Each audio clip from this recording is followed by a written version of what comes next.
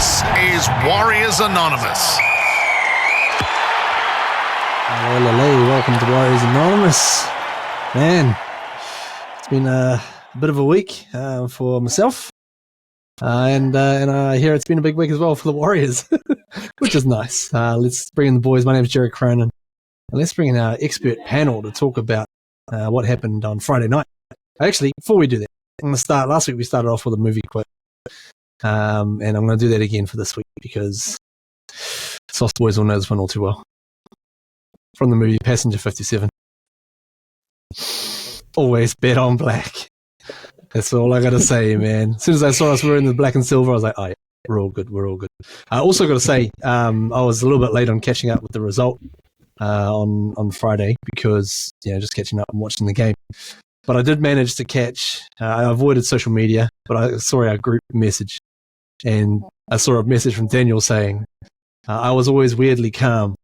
And that was all I saw out of the whole message. And so from that point, I thought, oh, we must have won. So I'm watching this game. And as it turns out, I was weirdly calm just from having seen that message. But yeah, but how are you going, bro? Oh, I'm good, bro. But congratulations to you, bro. You're in the whānau. Thanks, bro. With the little man. So just announce to everyone the new addition to the Warriors Anonymous podcast, please. Yes, that's right. Born on Thursday night, Julius Tailulu Cronin. He's the last of the Mohicans, last of the Cronin line, as my father was as well. So we're sort of keeping the name going, which is really cool. So yeah, really happy. He's a super chill little individual, but also he came into the world in a bit of a hurry as well. So sort of he's a bit of an irony in himself, but he's doing really well.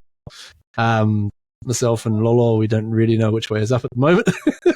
We got the family around for celebrations. So if you hear a bit of noise in the background, that's the whānau meeting the young fella. So so I did catch a couple of the comments and haven't actually had time to really respond or anything, but I think I saw one comment on there saying that he was, he'd qualify for the green and golds, and I was like, oh, hang on, guys. Oh, he's got options. He's got options. Yeah, that's right. Yeah, I think we can wing a deal. We'll just go, all right.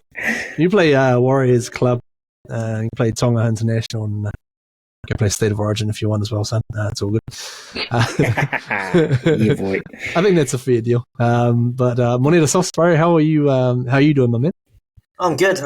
I think there's a perfectly good reason why you can see the game on Friday, so I think we can let you go on that one. But congrats to you, man, and I hope you don't feel the pinch too much of the lack of sleep or anything like that. It's only just begun. That's right. All I can say is. Only just begun. Okay, champs. Just begun.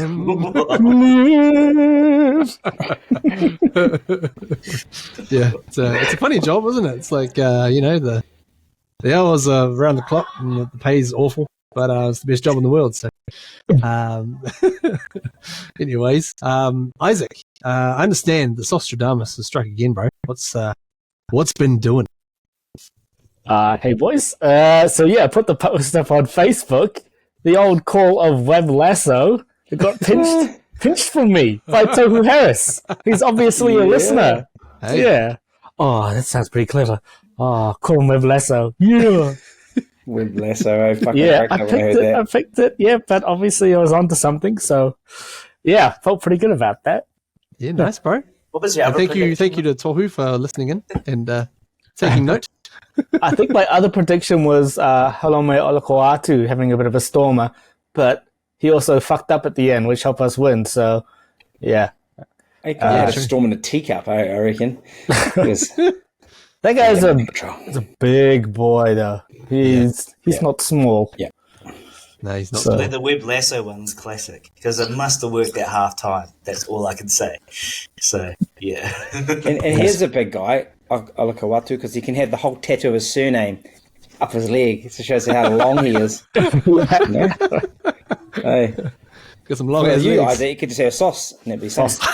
Yeah, I got enough space to just tattoo that on my bald spot. So yeah. Funny thing though, this is completely off topic. I was at the supermarket the other day, and we were just buying some drinks, and they asked me for ID, Eey. and I seriously just stood there and went, "Huh? What?" And I was stuttering. I was like, I just got my driver's license renewed. I finally got my temporary license. I don't know what's going on here. Are you sure you need me to get ID? And then I did the old, look, does it help if I do this? And in case you didn't see that on the YouTube and you're just listening to this, I tilted my head forward so you could see the sun beaming off my head. And they went, yeah, that helped. And then they let me get away with it. I take that as a compliment, eh? Yeah, I took it as a compliment. And the guy next to me goes, that must have felt pretty good, but it's been a while since you've been asked that. I was like, yep, about 15 years or so. Oh, bro. Celebrate that. That's a great one. I had something similar, but it wasn't on that regard. It was like someone asked me, "Are you a guitar? Do you play the guitar?" No, and I was like, "No, man, I don't play the guitar." Oh, okay, because your fingernails are so long. And I was like, I'm like,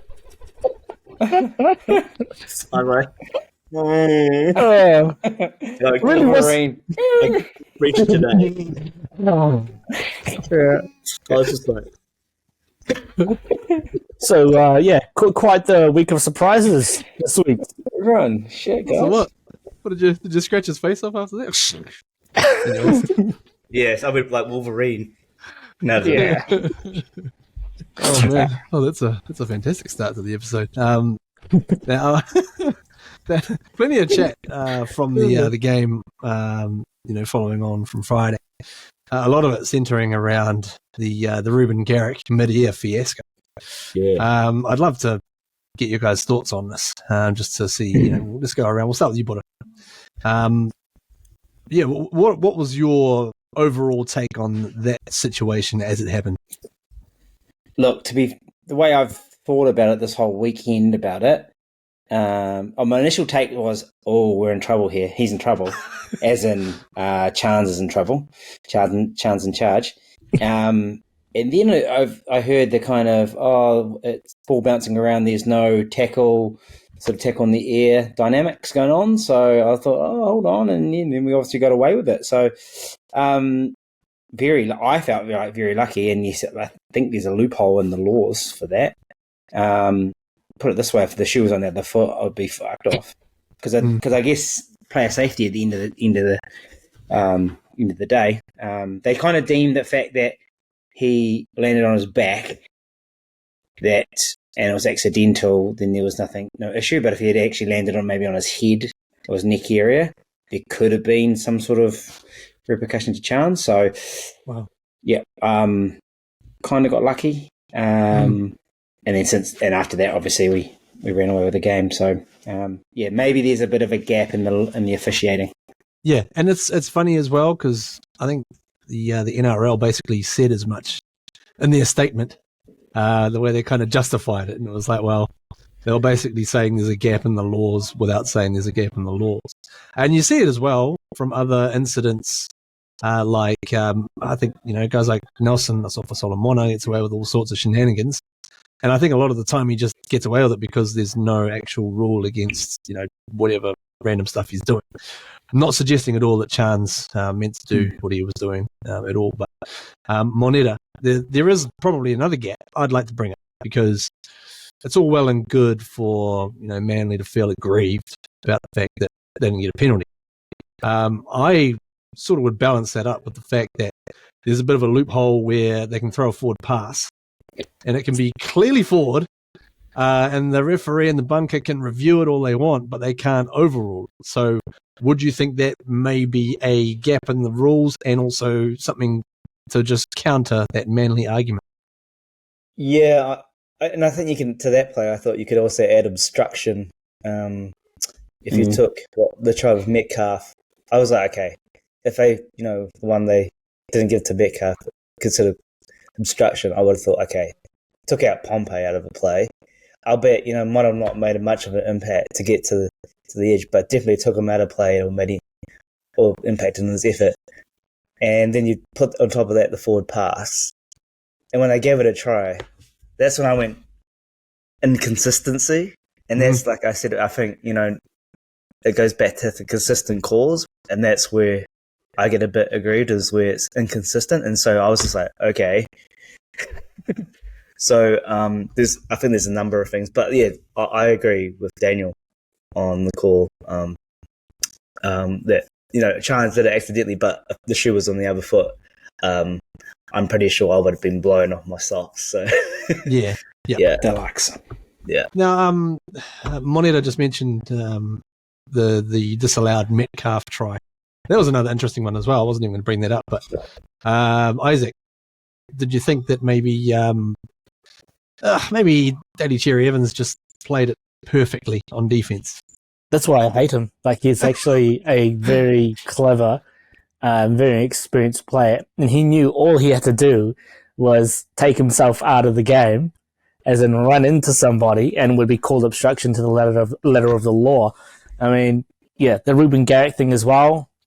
Letter of the law, like that's a rule. It's a bounce ball. It's not a on the full catch. So Chance, well within his rights to make an attempt to tackle him.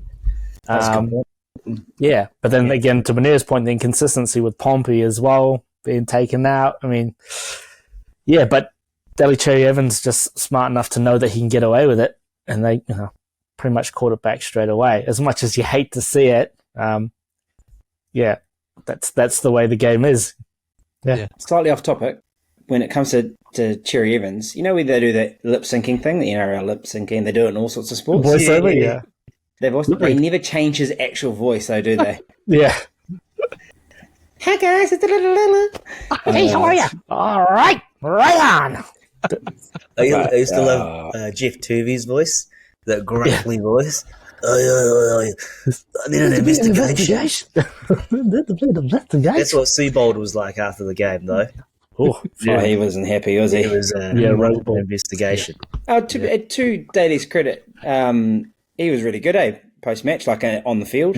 He said, season's over, we lost a really good Warriors side in the crowd, and he's pretty good at that, to be fair. Yeah. I don't hate him as much as I used to.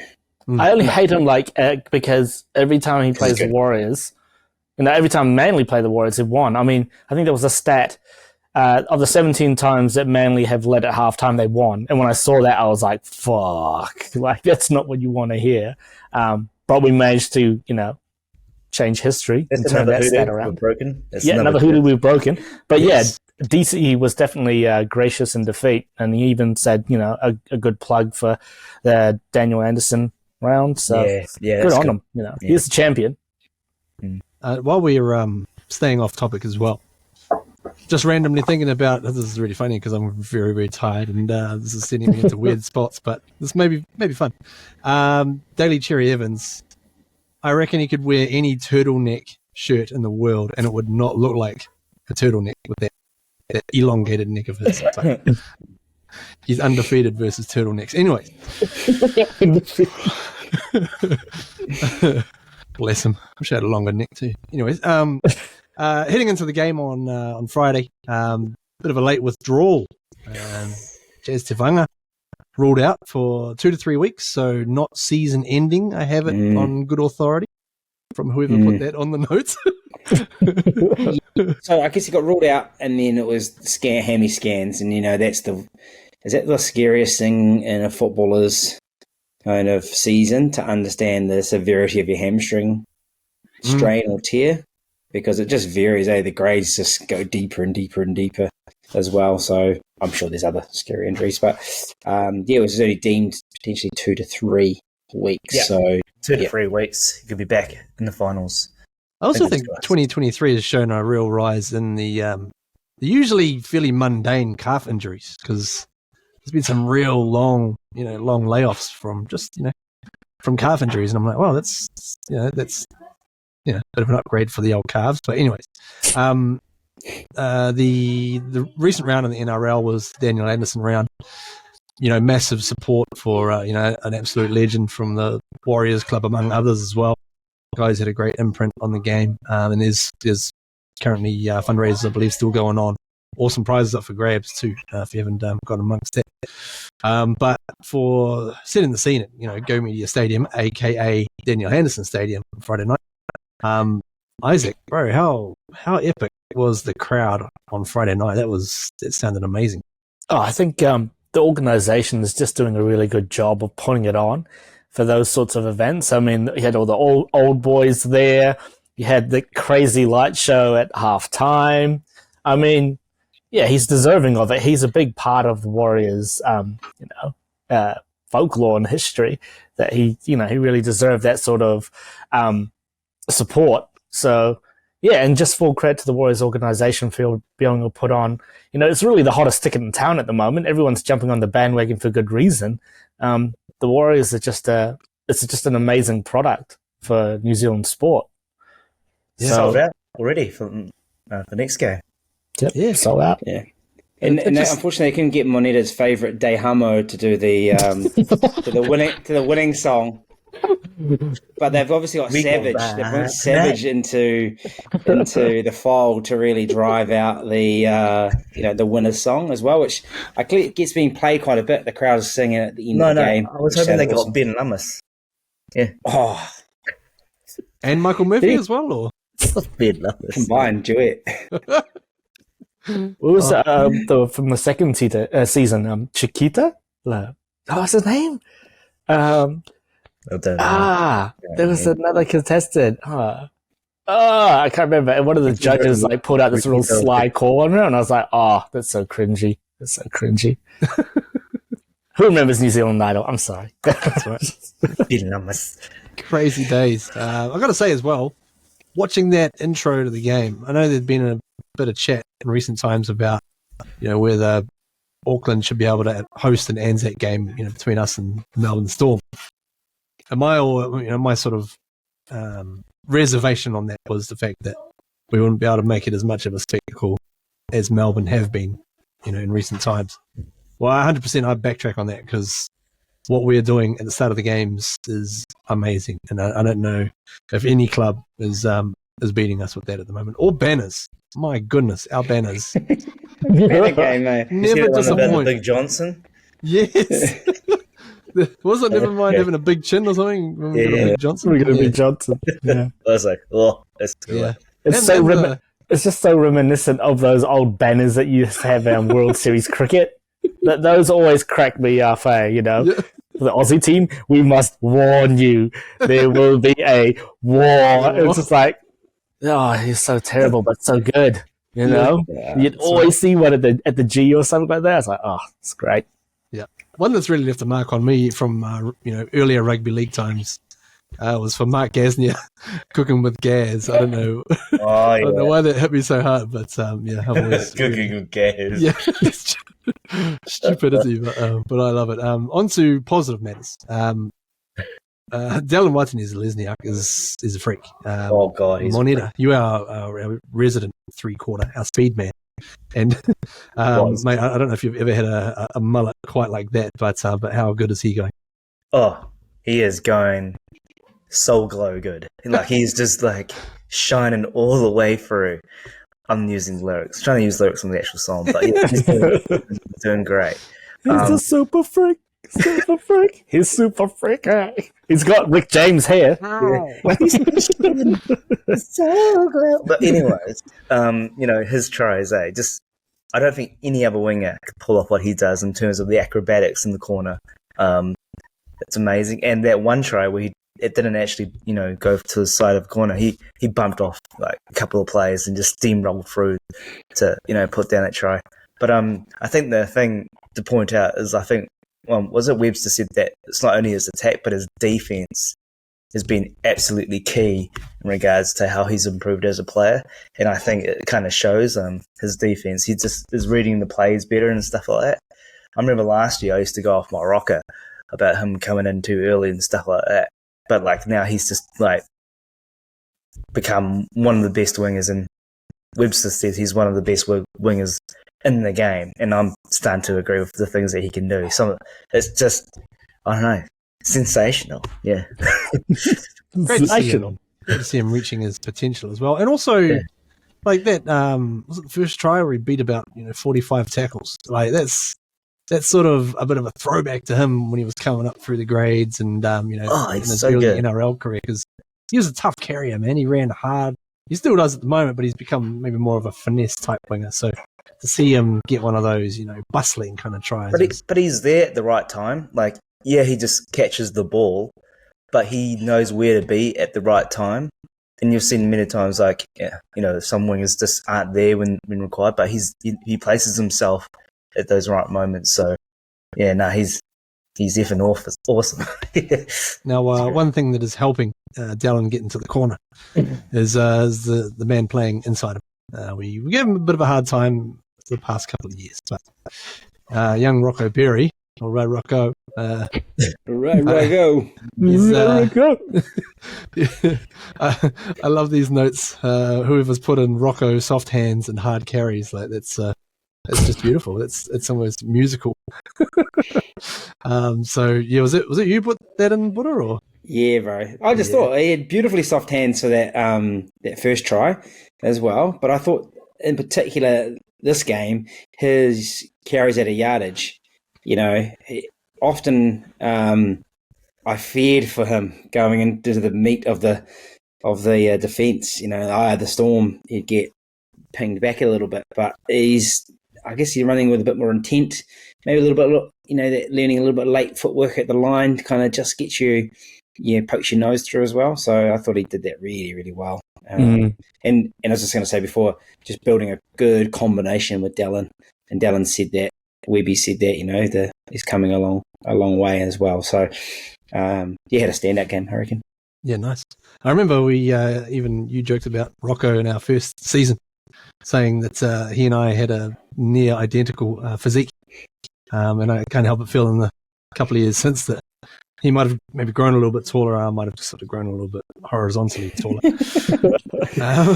Now, aiding what was going on, right at the end, is that attacking shape on the right side, especially. 3 really well taken tries. Isaac, what are you seeing in that area? I think it's no coincidence that there was that cohesion with CNK back. I mean, there's no knock on Tane Tuapiki.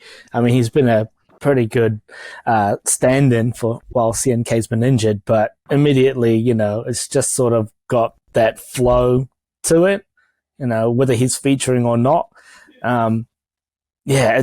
That right side's just lethal at the moment. It's kind of reminiscent of the South Sydney left-hand side, right? You know what's coming. You've been watching it all week at practice and on video, but there's still no way to defend it. So it's just awesome to see that every time it goes out to the right-hand side, you just feel that there's a chance. So yeah, I think it's just that cohesion and that understanding of who needs to be where, and then obviously Rocco and his level of confidence and his level of skill helps as well. But it's just beautiful to watch. Right? Every week we're seeing it, and it's just you never get tired of it. Yeah. Now I mentioned earlier, apart from the weirdly calm sensation that had come over me for most of the game, Monira, did you feel like we were maybe going to lose that? Yes, I must admit, the last 10 minutes I was not sitting down. I mean, it was, and a couple of calls I thought, oh no, here we go. But yeah, it was one of those tight games, and I think I always knew it was going to be a tight game. I mean, you saw the week before they actually put up a bit of a good fight with Penrith, and we only ended up losing by 10. And I thought if we were going to lose any game out of a 6, this one would probably be the one. But yeah, we got it at the end, which is great. And like I said, you think about the old Warriors, I'm pretty sure we wouldn't been able to show that same composure, and we knocked it through. So yeah, but I was still bloody screaming shit. I was swearing, screaming. Yeah. So I didn't quite show the composure that Daniel probably had, but I was bloody screaming. Oh, Mr. Zen over here. Yeah. I was weird. I was weird. Maybe because I was watching it by myself in the lounge. Just like normally I'm surrounded with father-in-law and we're yelling at the screen. But I just felt like we've always got a chance. And I just reflecting on the second half, in totality, it was a really good second half. We played really well. We probably didn't. We were sort of matching meters for meters as well, set for set in areas. But there was something about me thinking Manly are just chancing a lot. They're throwing a lot of stuff out here, and in that second half of the sort of second part of the first half, it all landed for them. They kind of got lucky with it, and you can't just get lucky all the time like that. So there were a few things they tried that didn't come off, and I just had a feeling. I mean, obviously we got lucky with the chance thing, but effort to charge down, that's amazing. Garrick misses a kick before that anyway, and then I just thought we probably broke the back of them, literally, because I think he's fucked his back, hasn't he, Garrick? And then I don't know. I just felt SJ gets into a little control mode, kicks to the corners, and just tightens us up. And the other thing I mentioned, I put in the notes there too, is I thought Curran and Ciro added much needed energy, real fresh guys coming into the sort of, the middle stages of the second half. And that was key, because I think we were flagging a little bit then. Yep. And bam, we got that much needed energy. Yeah, they were getting easy meters, for quite a long period of time until we had a bit of an injection of energy in Ciro and Curran. And Ciro, I mean, on the back of playing most of the game last week at 9 and then shifting into the second row and still being able to do a job, like, he's booked himself a spot on that bench, right, moving forward for the rest of the season. Like, you'd want to have him on the bench because he covers so much. He's just, got a really good skill set to him.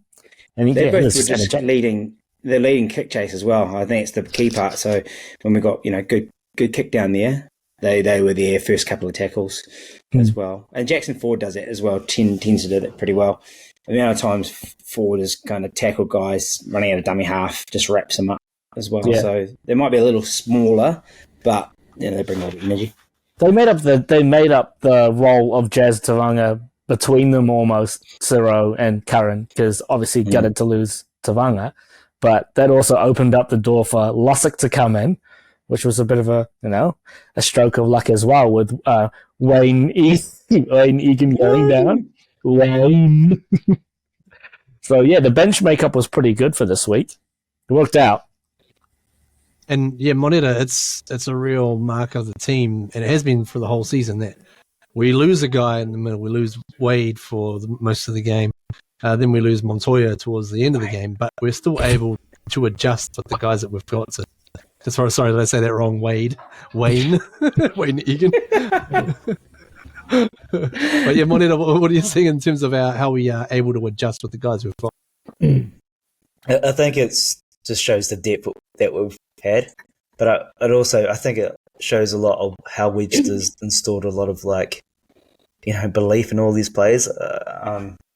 There's we didn't get any superstar signings. I remember we were doing the podcast actually last year, and we were saying that in terms of the signings, there's no big X factor players that we've brought in. We're just kind of brought in those kind of I wouldn't say misfits, but kind of just first graders, But then now we've turned them into a champion team. In that way, everyone's stepping up and wanting to play for the coach, or Webb Lasso, how you want to call it. But so it's I think we've got the structures in place for players to come in now and just understand how they need to play, and just plus now we've got the belief in how and what they need to do. So yeah, nice, bro. On the trying to say negative, maybe on the part of something we need to work on, our left side edge defense. What's the go there, bro?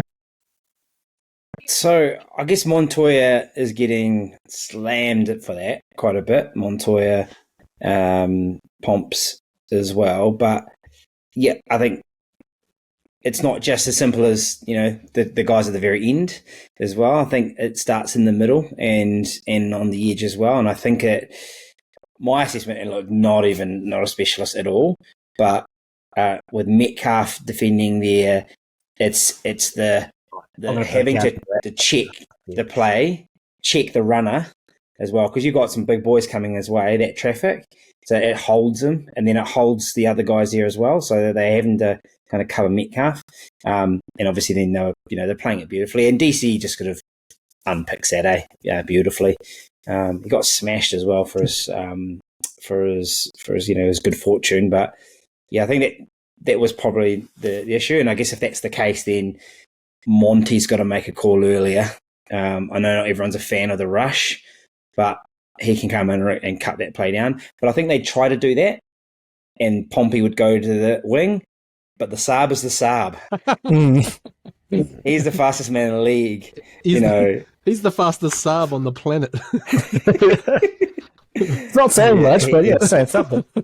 So I think the plan was there, but it couldn't be executed because he was fucking electric, eh? So that's my uneducated view. Yeah, you should do a promotional video with Jason Saab versus the Saab. Which one do you want? To Dan's point, sorry, Monira, that try that was a kind of forward pass fell to the ground, landed in Saab's hands, and then and there was a knock on. But when they were doing the roll through with the TV ref, you could see Metcalf's eyes looking in, and you could see the players outside of him noticing that he was sort of looking in. So Dan's 100% right. I mean, it's smart play. I think I picked it last week as well. They would go down his side because he is still a rookie. He's still fairly green. And it's an coincidence that 3 tries, a hat-trick to Saab, goes down his end with DC just toying with him. But, there's a lot of flack going on online with Montoya and with Pompey. But they're kind of taking Metcalf's lead, and they're having to sort of fill in for him for the sort of, I don't want to say mistakes, but just like learnings he's going through, his learning pains, his growing pains. I'm going to have to try back Metcalf in this one, because I think it's as a unit, but I've seen a lot of people just giving Metcalf shit online, and I'm like going, the week before, I think, 2 weeks before that, he was playing great. Everyone's saying this and that. He's going to grow. But then we kind of forget, yes, he's growing. Same way, Rocco Berry was. And then I think it's just that, that left edge. It's probably just a communication thing. And Montoya, I mean, he made that choice to come in, yes. But, as a winger, I would have thought the same way that DWZ makes those choices to come in or not. So, yeah, get your point, but I'm going to try to defend Metcalf in this one. I thought he played some pretty good running plays, and then I just don't think it's kind of fair the same way that Pompey got that. Oh no, I think they're just talking about defense. Oh no, I'm just saying my point of view, right? That's my point of view. So you guys have said that, but I'm just defending from my point that I think that Metcalf, I still think he offers a lot, but I think it's the whole shift in that left side. I think it's a number of things. So there's also some middle. When we had Richie Aga on, someone was saying get rid of Jackson forward because he's just on the left side, and that's ridiculous.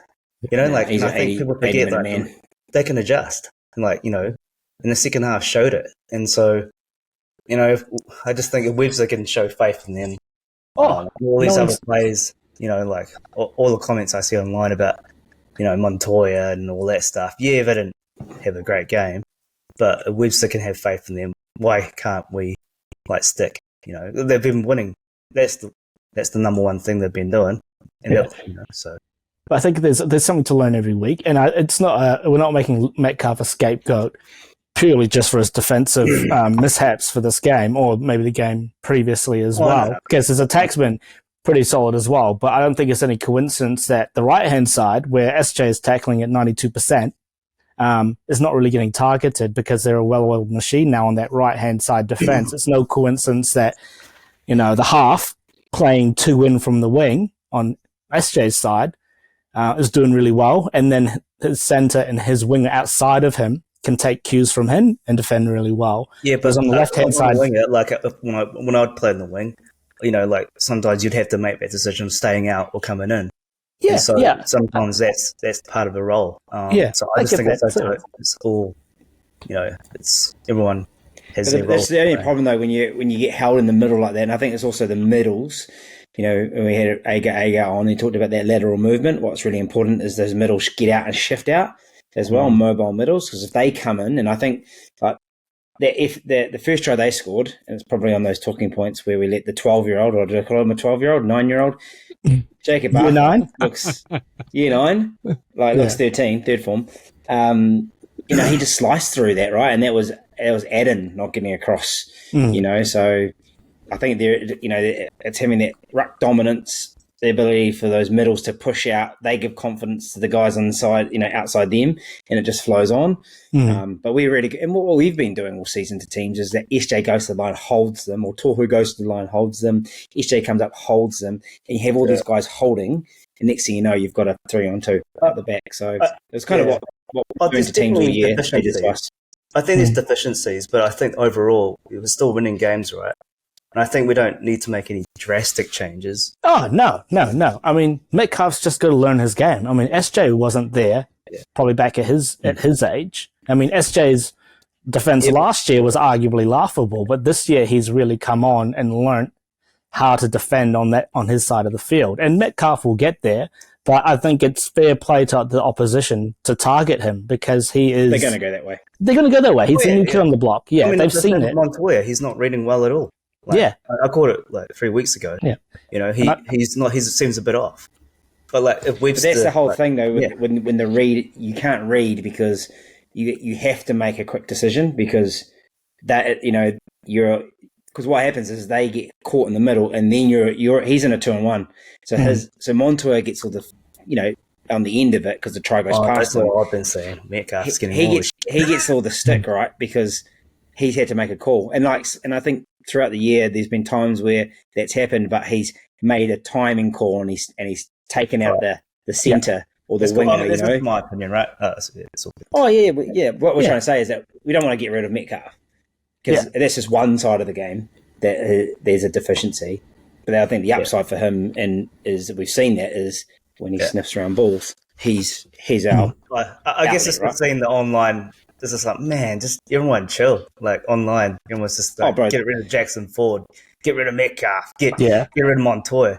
At the end of the day, we fucking won, And so, we've got the chemistry there. We need to fix it up. It's probably more aimed at those other comments you see outside this forum. It's like, they're going to continue to do that even if we win the grand final. It's just like, think about last year. Fuck. Sorry. We win the grand final. It would have been no thanks to Pomps. There's some clown will say something like that. It's just like there's just no pleasing you. But I mean, I think Montoya had a spell of his season at the beginning of his season. He'll get back there. I mean, I often I'll post them again. I love looking at all the different comments. There was one from Warriors NRL Fanatics from Tony Lubbers. Jason Dalmalolo bringing his dog out for his 250th was the best. Better than bringing your fucking kids. Guys are just brutal, eh? But those guys are just constantly going to have bad chat and hate chat. Just hate. Not in this podcast, not in this Facebook group. No, that's right. No way. Does anyone else when you see a defense getting played, right, cramming in or sliding out? Does anyone else think of the accordion, like the musical instrument? You kind of trying to play the accordion, jam it in, and get them out wide. Anyway, sorry. Okay, weird. As I say, I'm off into a weird space today. But we went up 16-6 in the first half, and everything looked, pretty good. But then, what sort of happened in that middle section of the game? What sort of went wrong that put us behind the 8 ball? As I said before, Manly chanced a few things. I quite like that kickoff they did when Nia Kore spilled it. That's a hard in the wet conditions. That was a great kick. It's a hard kick to defend. Eh? I was thinking, maybe we'll do that. So they did that. So they just chanced a few things, and then they were rolling forward quite well. They got a big forward pack too. So why I had that weird calm thing is we had made one interchange in the first half, right? And Dills Walker could play, big minutes. So, but there was a period of time that these things they tried kind of came off. We either lost ball, turned ball over in certain areas as well. So it was just a combination of things, and then they just picked us apart on that edge as well. So I guess it was a thing I was thinking. Yeah, can they sustain that level, and then B, will we have a response because we tend to be good in the last 20. And I mean, to be fair, the response was good, especially again, the game got tight. The big boys in our team just, took control and said, right, we're gonna sort this out and we're gonna get this win. Actually, I am thinking about more innovations on the kickoffs as well. I've always thought it'd be a great idea because if you have a defender, shall we say, in the other team standing right on the 10-meter mark. Have teams ever thought of just kicking it really low and hard right at the guy's nuts just to bounce? It's like the longest yard type of play. But that's the guy. You kick it hard enough, man. That's gonna be a hard one to stop. Anyways, now Isaac, what are we now? Six wins in a row. This is pretty rarefied air. Are we? Let's see. Are we getting too carried away, or are we maybe not getting carried away enough? I think the fandom is just jumping on board. I don't want to say we're getting carried away because we've got good reason to celebrate because we had 2 years of the COVID era just absolutely kill us as fans. So we're not getting carried away. I think we deserve it. And I think the Warriors as a team are probably not getting carried away either. I mean, all the talk is they just look at every game as just another game. They take it one step at a time. They're thinking that they haven't made the finals yet, or that's the talk. They just want to approach every game as an opportunity to get 2 points. But yeah, if you want to get carried away with 6 wins in a row, I'm not going to hold it against you either because it's fucking amazing. Yeah. It's so good. Yeah. Can I just say, the consistency through the middle part of the season is the reason why we're here. And you look at all these other teams, we'll get to that, right? Scrapping it out. They're playing some great footy, but, they're short a couple of wins, right? And they had little dip periods. And we just haven't really had a dip. Obviously we probably had a tough start, but we had a tough start to the season with our draw. It's just rewards, right? We had a softer back end of it, and we gained the wins. Monira, we also seem to do really well when we get into these tight games where we don't actually have a heck of a lot of ball. And that was another pleasing thing, I think, against the game against Manly on Friday. Sorry, say it again. I can hear your son. Someone's in there. That's so cute. I was just like going, so was I. That's so cute. I didn't even listen to your question. I was just like, baby crying. I think that's his older cousin actually. Whoops! Done it. He's about it. oh damn it! I know the distinction now between the different sounds. Monira, the fact that we were able to beat Manly, to overturn the Hoodoo, a team that's had it over us, but we didn't really have a heck of a lot of the ball as well. How pleasing is that from Andrew Webster's perspective? I think it's the sharp adjustment in the second half. They were able to, rectify those deficiencies that we spoke about. So I think just the way they kind of went about it was really good. And back to Daniel's point, Sean Johnson, bloody showed that composure required to really just kind of grind it out rather than, let's play crazy, chase some football. And so, and actually, right, it's that they looked calm in the second half, even though they were behind. And this is something that, I don't think we would have seen in the Warriors of the old. It was really good. It was pleasing to see. And, it makes me still nervous for next week, St. George. I don't think any game's an easy game now.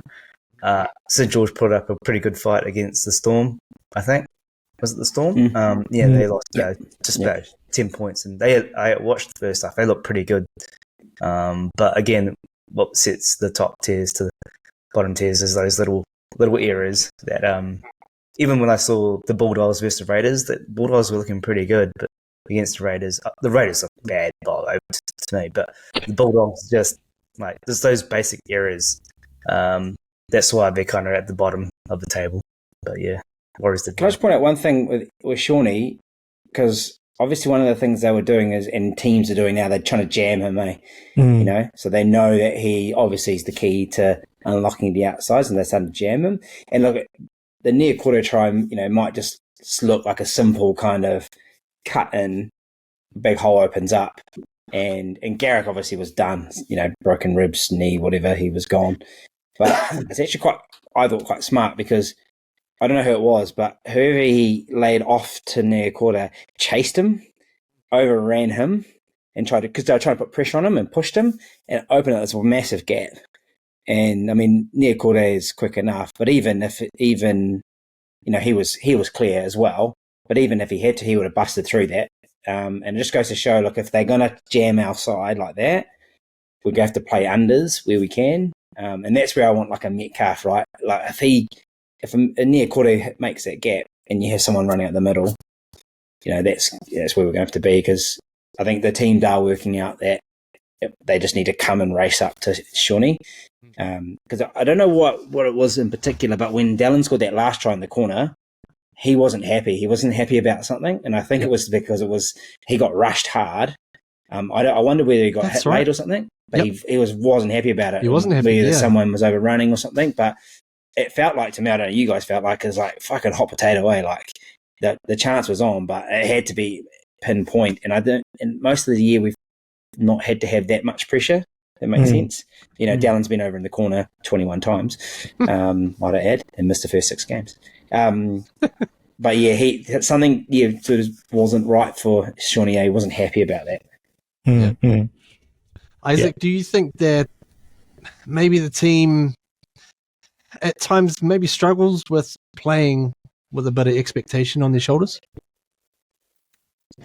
No, I think they're kind of used to it now. I think any sort of expectation from, you know, outside sources is just water off a duck's back for them, to be honest. They just don't seem that phased. I mean, they're just pretty honest. They honestly assess their own performances, and, you know, I'm sure there must be a little bit of weight on their shoulders with expectation, but it doesn't seem like it's getting to them.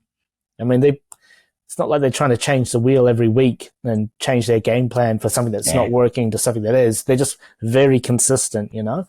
You know what you're going to get out of them week in, week out. And I guess for a team, that must be a really good feeling, knowing that they're not having to figure shit out. They already know what they're going to do. They're just going to make it work on the field. So they don't expect anything, you know. They can also make changes, like they'll try something, kind of go off the boil a little bit, and then come back halftime, you know, Monira said. Adjust. You know, adjust. And then go back to what works. You know, a few games have tried to go wide early, and we basically, you got to fucking earn up the middle first before you can go wide. You know, the classic cliche. And then they readjust. So, yeah, you're right. I mean, it must be really pleasing just to kind of know, I do my job, you do your job, you do your job. And, you know, 9 times out of 10 we'll win a game. The New South Wales Cup has also been pretty topsy-turvy all season, really. And that continued on the weekend with the Warriors going down to the Sea Eagles. So now they're sitting in 3rd spot with 1 game to go, I believe. So basically, that's pretty tight. They're in 3rd spot on 31 points. Raiders are 4th spot on 31 points, and then there's 2 teams behind them on 30. So it's all pretty jammed at the top of the ladder. So they're going to need to bounce back in their game next week. I think that's against the Dragons. Yes, it is. Yeah, against the Dragons. That's in Sydney as well. Okay, interesting stuff. Still great going to be 3rd.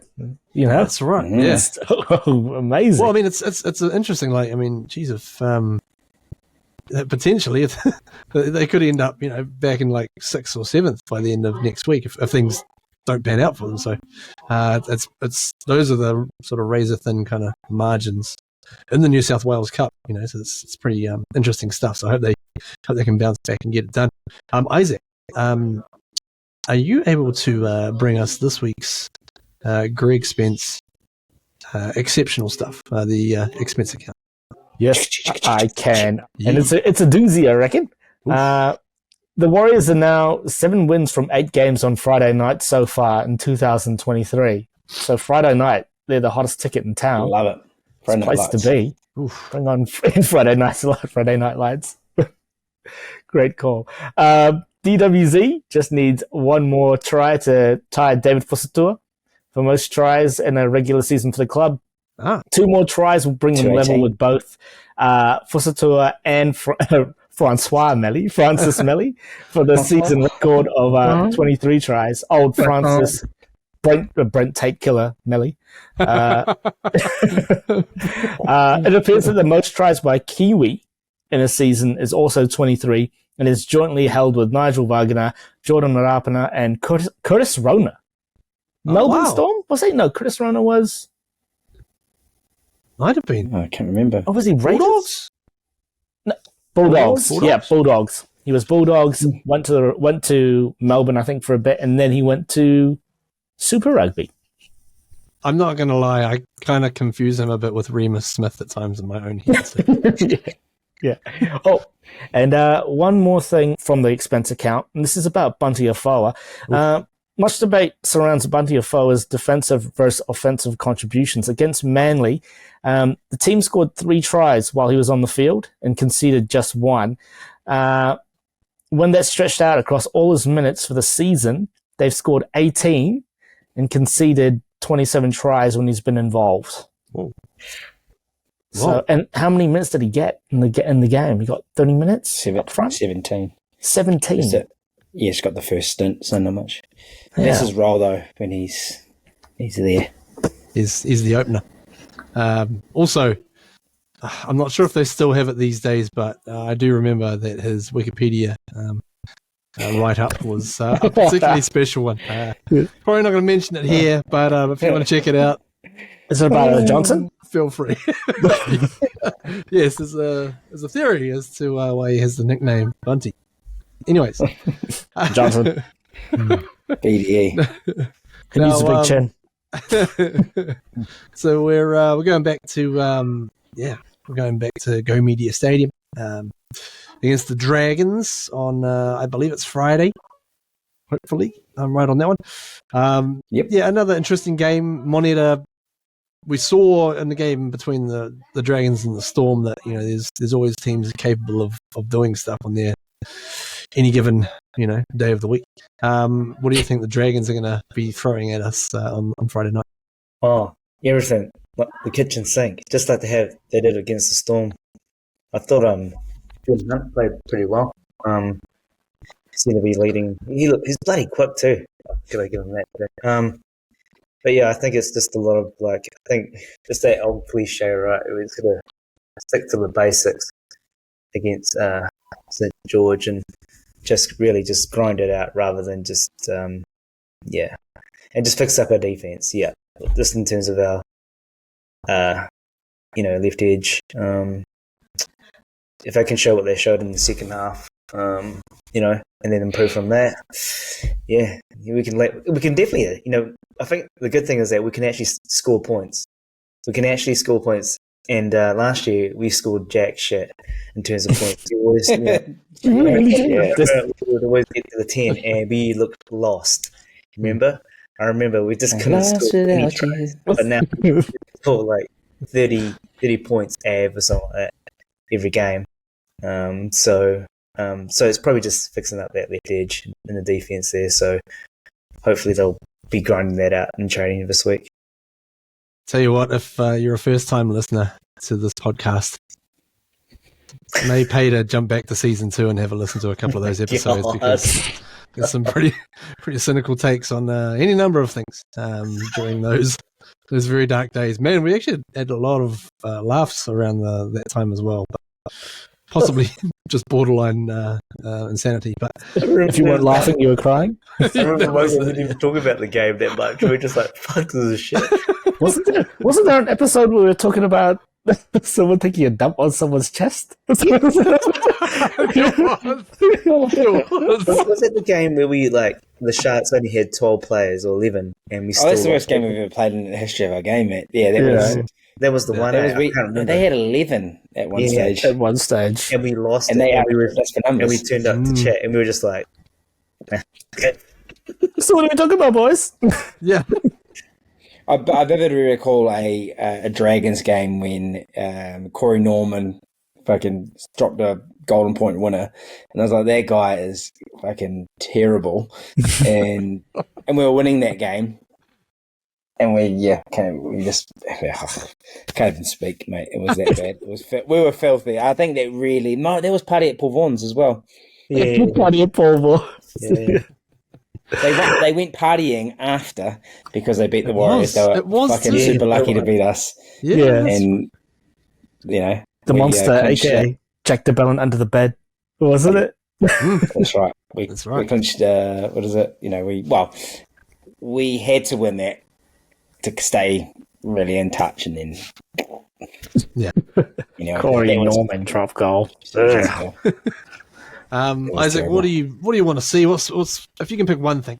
Actually, you're Sostradamus. Let's ask you this question: if there's one thing that you foresee for us this coming Friday, what is it?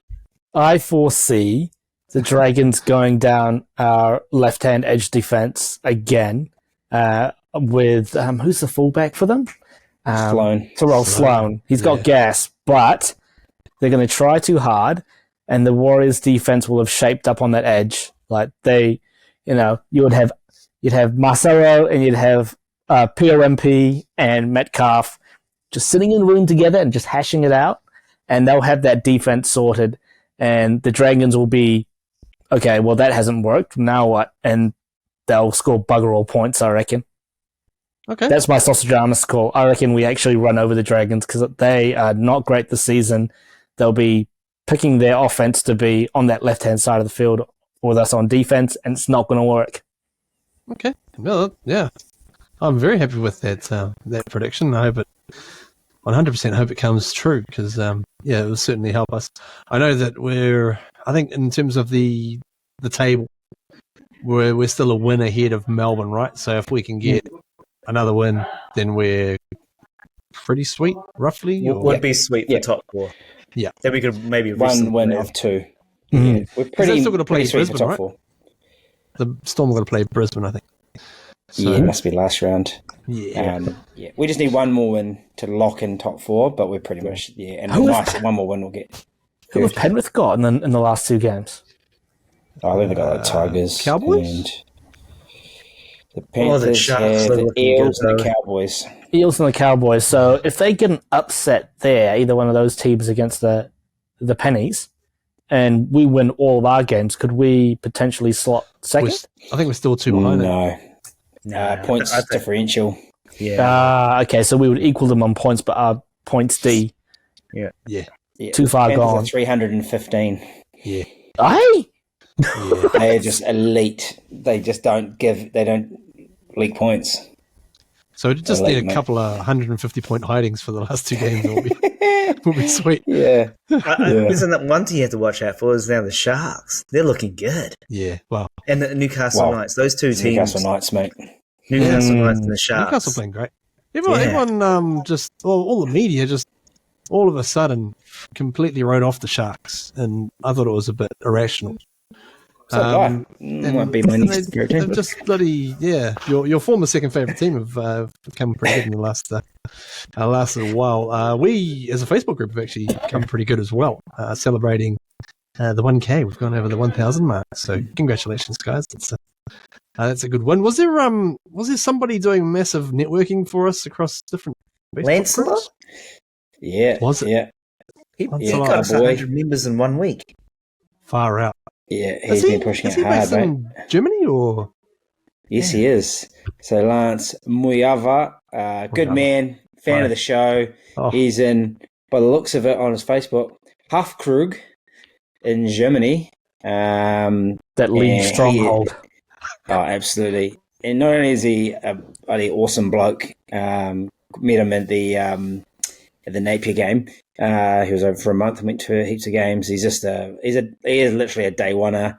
And he's a collector of vintage league gear. So check out his socials. He's got some crackers. I'm just looking at one now. It's one of the can't maybe can't quite see it. Oh, but it's the starter jacket version. How cool is that? Look out! Yeah. First you flip the hat, then you graze the hat, then you smooth. But yeah, Sir Lancelot's a top bloke. Sir Lancelot, the man. Thank you, bro. Oops, a vase in Germany. Wunderbar. Zavarius? Wunderbar. Oh, that's a cool voice. We've somehow made it through. I mean, obviously you guys are going to make it through. I had no idea if I was going to make this through still awake, but we've made it through the episode, and big game coming up on Friday night. Of course, we are Warriors Anonymous on Facebook. Yeah, you win key. Keep on going. Keep sharing it around. We're also on Instagram, Twitter, Threads. Oh, wait, has Twitter changed its name as well? X. X. Exhibit. What do you hear my name when they come around? See on top of the man from the underground. Hey, that's good. I like that. Very good, X. And you can check us out on YouTube. We're on Spotify, Apple Podcasts, wherever you like. Play us, like and subscribe because your support is bloody awesome. So we'll jump on out of here. My name is Jared Cronin, on behalf of Monira Sauce, Isaac Sauce, and Daniel Fodakota. There's been Warriors Anonymous as we go to take on the Dragons. Celebration sort of week. Hopefully next weekend as well. So I'm going to leave you with there's a few people around here, to be honest. The fire. I don't know. I actually don't know if Bubba's still asleep or through this whole thing or not. But it's going to do it quite muted, so let's just do it gently. Up the wires, oops the vase, and go the Warriors. Oops the vase. Oops the vase. Go the Warriors. Warriors.